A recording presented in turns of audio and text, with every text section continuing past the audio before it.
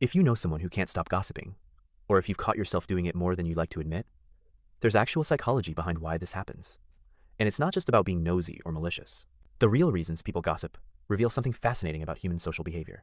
Before we get into it, hit that subscribe button if you love learning about human psychology, and drop a comment telling me where you're watching from. I'm curious how global this community is. Alright, let's back to the real talk. Gossip gets a terrible reputation. We're told it's toxic, mean-spirited, and something only insecure people do.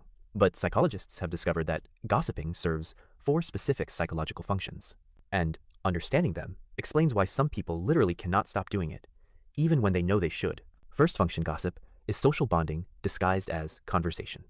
Here's what researchers found.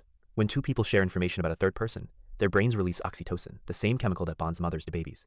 Gossiping creates instant intimacy. Think about it. When someone leans in and says, "Can I tell you something?" you immediately feel closer to that person. You're now in their inner circle. You share a secret. People who gossip constantly are often unconsciously trying to create connection. They're not necessarily malicious.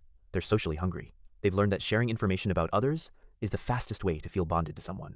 The problem is, it's a shortcut that doesn't build real intimacy, so they have to keep doing it over and over to get that connection hit. Second function gossip is a control mechanism. This one's important. People who feel powerless in their own lives often gossip as a way to feel influential. When you know something others don't, you suddenly have social currency. You're important.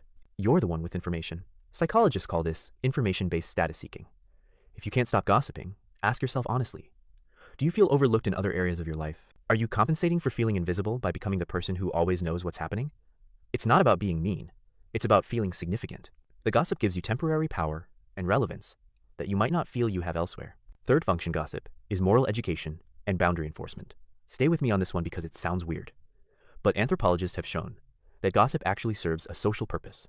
When we talk about someone who did something wrong or inappropriate, we're collectively establishing what behavior is acceptable. Gossip is how communities informally teach values. Did you hear what they did? Isn't just drama, it's a warning system. It tells everyone what happens when you break social norms. People who gossip excessively often have a strong sense of right and wrong and feel compelled to expose behavior they see as unfair or inappropriate. They're not just stirring the pot. They're trying to enforce social justice as they understand it. The problem is when this becomes the only way they feel they can address wrongdoing instead of direct communication. Fourth function, and this is the uncomfortable truth. Gossip is anxiety relief. When you're anxious or stressed, talking about other people's problems is a distraction from your own. It's emotional displacement. If you're constantly gossiping, it might be because focusing on someone else's drama gives your brain a break from whatever you're worried about in your own life. Psychologists have found that chronic gossipers often score higher on anxiety measures. The gossip isn't the problem, it's the symptom. It's a coping mechanism for internal discomfort, just not a particularly healthy one. So there you have it. If you can't stop gossiping, it's likely because you're seeking connection, trying to feel significant, enforcing moral boundaries, or managing your own anxiety. None of these make you a bad person. They make you human. But recognizing which psychological need you're trying to meet through gossip helps you find healthier ways to meet that need.